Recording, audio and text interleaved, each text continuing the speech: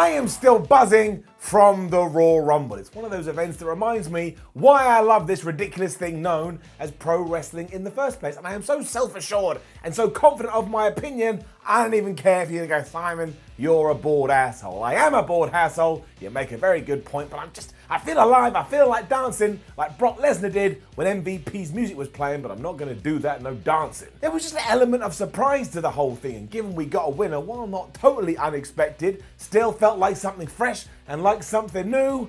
Well, I think this Royal Rumble was one of the best in years. Why? Here's why.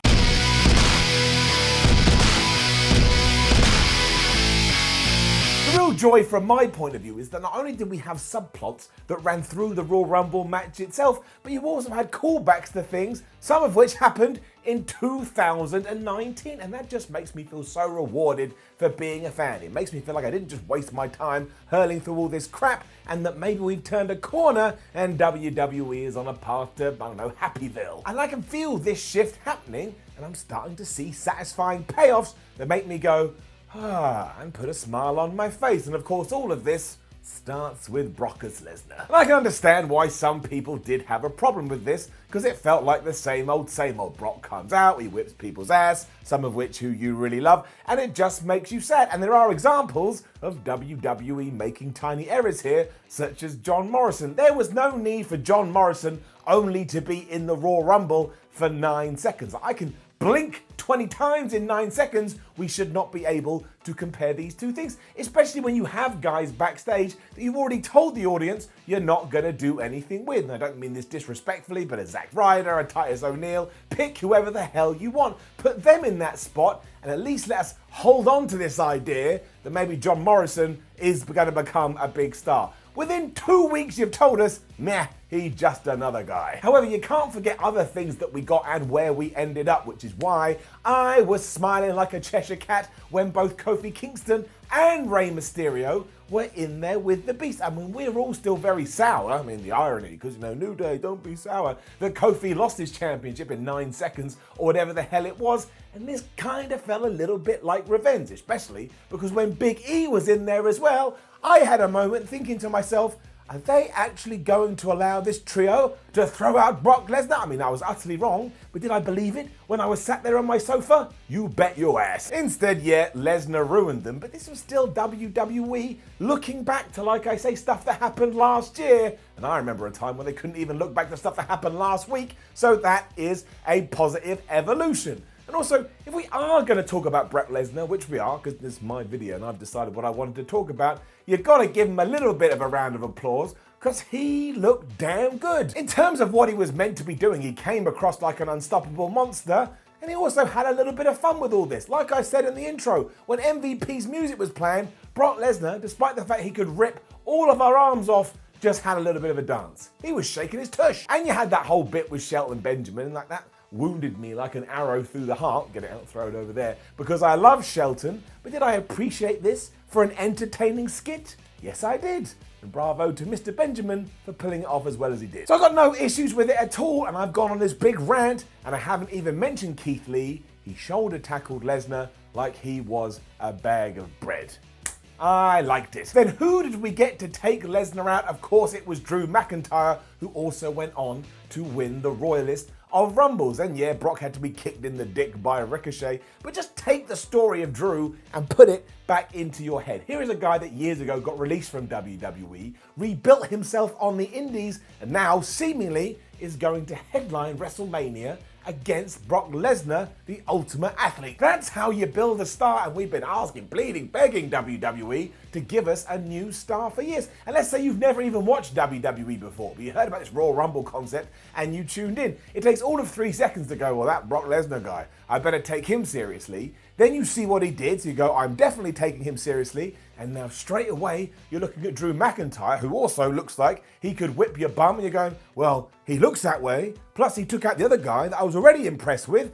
I should be interested in Drew McIntyre. And of course, WWE still needs to make McIntyre versus Lesnar feel like a WrestleMania main event, but they've got 2 months to do that. That seems to be the big criticism. Well, I don't think Drew McIntyre should be main eventing WrestleMania. What do you want? Roman Reigns? No, you don't. You want to main event WrestleMania. That's all you want. But unfortunately, unless you go out there and train really hard, you are not going to main event WrestleMania. I'd love it if you did, but right now you're not. All of this, and I haven't even mentioned the Women's Royal Rumble, which is what I'm going to do right now, because there was loads to enjoy here as well. I mean, Bianca Belair, all of a sudden she feels like a massive star, and everything between Otis and Mandy Rose, well, that's just better than anything else, not only you see in wrestling, but you see in life. So that's right, I'm saying the Otis and Mandy Rose narrative is the best thing in the world, and I stand by it, take my spear, and I plow it into the ground. And I'm going to talk about the most controversial topic, which of course is Charlotte Flair winning, but I can't help it. If I search my feelings like a Jedi, I didn't have a problem with it. And did I want Shayna Baszler to win? Yes. Do I think Shayna Baszler should have won? Yes, it would have turned her into a star, much like we did with Drew McIntyre. But I, for once, am happy to give WWE the benefit of the doubt and see what story they're going to tell with Charlotte Flair. WWE has finally built my confidence back up that I can trust them to do this, so I'm just going to take a sit back and see if I enjoy the narrative. This is me enjoying the narrative. It's like I'm on a houseboat. And maybe there is a cool arc that's about to take place, maybe not, maybe I'm a massive idiot. But if Charlotte comes out on Raw or any show soon and says, oh, I've decided I want to go after Rhea Ripley in NXT, then all the naysayers will go, well, that's actually a properly good idea. Again, that's very, very, very, very unlikely that she's going to do that, but I'm not going to lose my rag until I know I've got a reason to lose my rag. I like that rag. It was given to me by my great-grandma. And this wasn't perfect either, of course. The Santina Morella stuff, well, I'm not even going to touch that with a barge pole, but I understand why it erupted like it did, and I also understand why people are upset they didn't see Sasha Banks. But word on the street is that she's injured. So that's nobody's fault. What do you want WWE? Put her in like a wheelchair or put her on crutches and just roll her down the ramp and chuck her in the ring? You wouldn't like that either. The worst thing that can happen in wrestling when someone gets injured, because you desperately want to see them, but it's a dangerous business. People get hurt. Look at AJ Styles. He separated his shoulder in the Royal Rumble. I didn't want that. I love AJ Styles. His wonderful hair. And we can also mention things like how Dakota Kai had been thrown out before Tegan Nox had even gone in there. And surely you want those two to be in the ring at the same time so you can sell the NXT story and try and get more people to watch on Wednesday nights. And I don't even know why we bothered with Chelsea Green. I mean, she's the person that threw out Dakota Kai. But then she was out there as well in what, like 2 seconds? I don't get those decisions, but when I take a step back and assess everything, I realized, oh, what do you know? I had fun. I had entertained. And I really do think in 2020, we're quick to forget that is what wrestling is meant to do. It's meant to make you feel joy. So if it does, don't even worry about the nitty gritty. I mean, go and discuss it and go have interesting debates, but don't let it drag you down. Also, outside of the 2 Rumble matches, everything else, well, it was just okay. Roman versus Baron Corbin was fun enough. The same can be said for Becky Lynch versus Asuka. That told the story I guess it needed to tell. And Daniel Bryan versus The Fiend was just violent and brutal and arguably Bray Wyatt's best match ever since he has started putting on that mask. I mean, personally, I didn't like Lacey Evans versus Bayley because I can't buy into the story they're selling, but you can't expect to like every single narrative you're being told. So just sit through that one, enjoy it for what it is or as best you can, and something else is going to come along that is going to float your boat. And as already established, I like being on my houseboat. So this really was for me the best Rumble in years, and in many ways a great example of the corner I'm hoping WWE has turned. And there's a long way to go, of course. Like, we could tune into Raw and all the stories could be nuts all of a sudden. You'd be like, oh, why did I even bother? But for now, because it has made me feel, well, like I say, Dance Miller will call it. It's made me feel all Dance Miller. I am just going to enjoy this for whatever it's worth. And if I get proven wrong, I get proven wrong.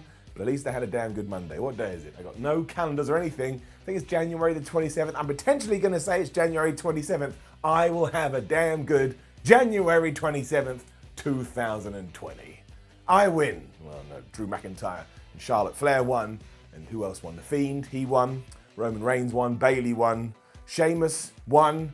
Andrade won. Forgetting something. Oh well. Couldn't have cared about that match. Oh, Becky Lynch won. I lie. I did care about the match. Point is, I feel like I'm a winner too.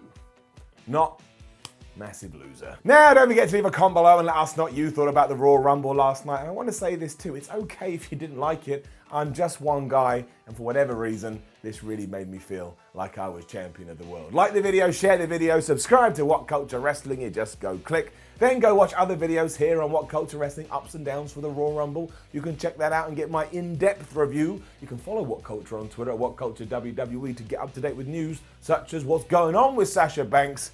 And go read more articles on whatculture.com. Also has news, also has articles, also has features, and everything you want. My name is Simon Miller. Thank you very much for watching the Why series, and I'm just going to preface this by reminding you it's just one man's opinion. And look at me.